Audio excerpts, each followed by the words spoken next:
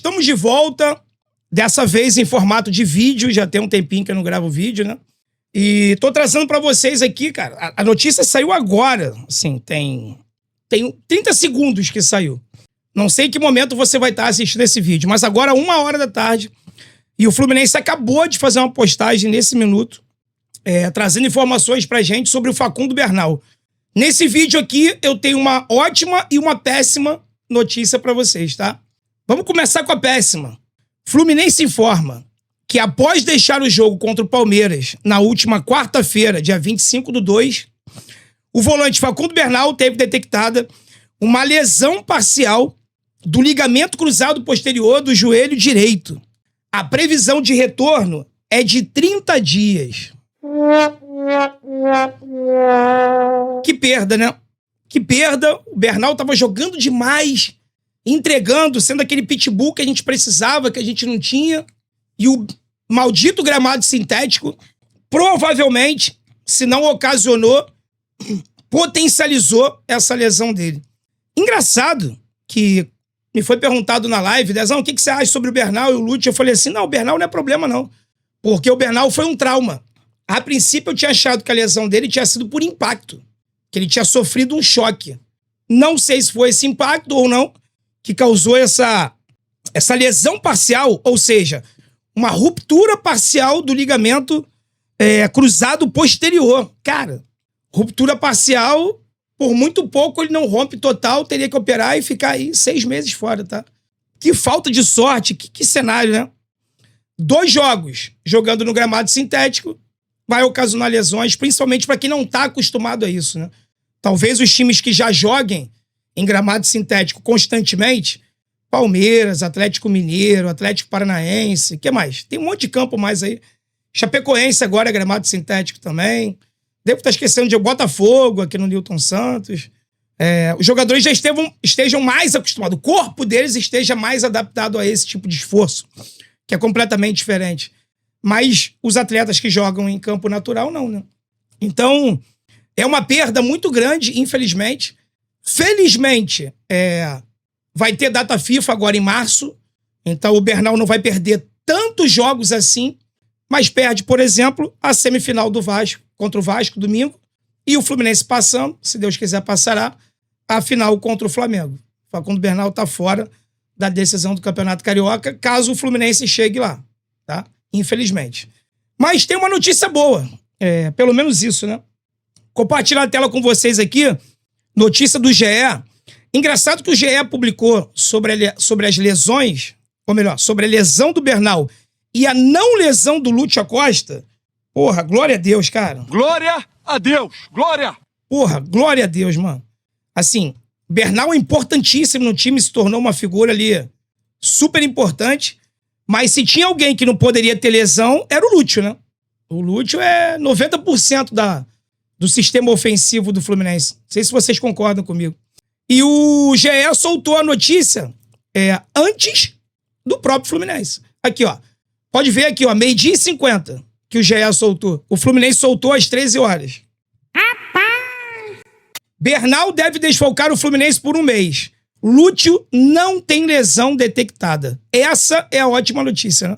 Quando eu abri o vídeo aqui pra vocês falando que eu tinha uma péssima e uma ótima notícia, é nesse sentido. A péssima é a do Bernal. A ótima é a do Lúcio. Volante uruguaio não enfrentará o Vasco na semifinal do Campeonato Carioca e o meio-campista argentino deve treinar no sábado, mais conhecido como amanhã. Hoje é sexta-feira. O Fluminense tem boas e más notícias após realizar exames médicos em Facundo Bernal e Lúcio Acosta, que foram substituídos por questões físicas na derrota para o Palmeiras. O primeiro deve ser a desfalque por cerca de 1 mês. E por que deve, pessoal? Porque tem o Filé lá, que é o mago da fisioterapia, né? Pode ser que o Filé consiga acelerar a recuperação dele, mas o prazo é de 1 mês. Enquanto o segundo, que é o Lúcio, tem chance de enfrentar o Vasco no próximo domingo. A boa notícia é que Lúcio Acosta realizou exames médicos e não teve lesão detectada. Ele fez trabalho regenerativo nessa sexta-feira e deve participar dos treinamentos no sábado. Substituído por conta de dores na coxa contra o Palmeiras, o seu desempenho na atividade no CT Carlos Castilho determinará se ele irá a campo contra o Vasco. Tá aí o Lute, ó. Tá vendo? Já o Bernal, bom, o Bernal eu já passei aqui as informações para vocês agora, publicadas pelo Fluminense. Mas tá aí os dois, ó. Bernal fora, Lúcio com chances de enfrentar o Vasco no próximo domingo.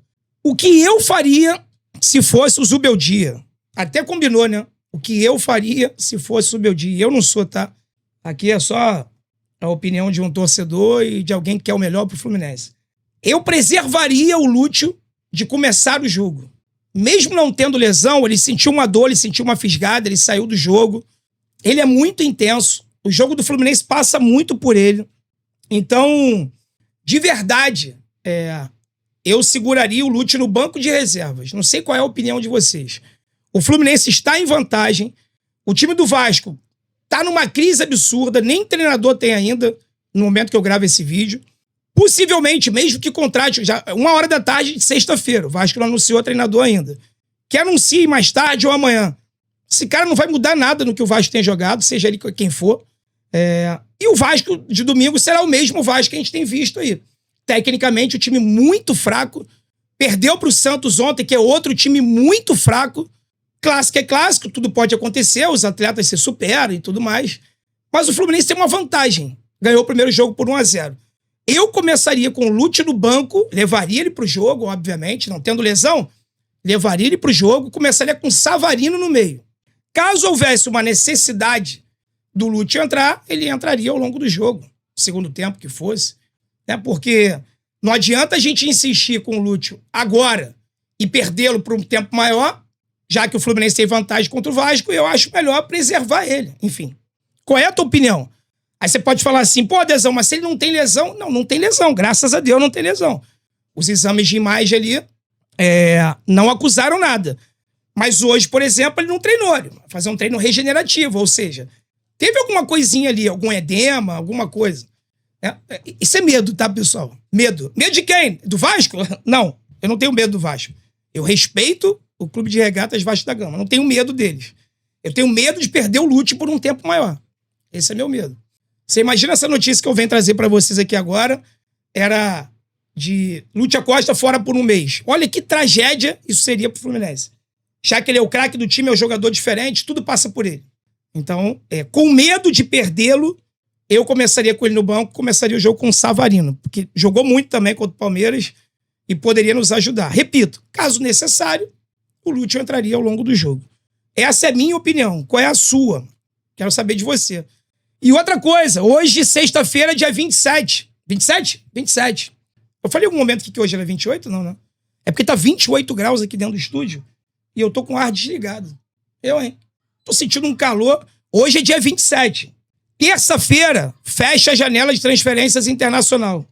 E cadê o zagueiro? Cadê o centroavante, Mário? Cadê o zagueiro? Cadê o centroavante, Matheus? É sério mesmo que vocês não vão contratar ninguém? Também, se for pra contratar bagre, é melhor não contratar ninguém. Porra, vocês tiveram 2 meses e meio pra contratar 2 jogadores pra agregar nesse time e fazer a gente disputar todos os títulos e vocês não foram capazes de fazer isso, cara. Pô, é sério mesmo que isso vai acontecer? Faltam 3 dias, 4 dias. Vamos lá. Vamos esperar. Vocês sempre me pedem, Dezão, cobra centroavante. Eu falo isso aqui todo dia, cara.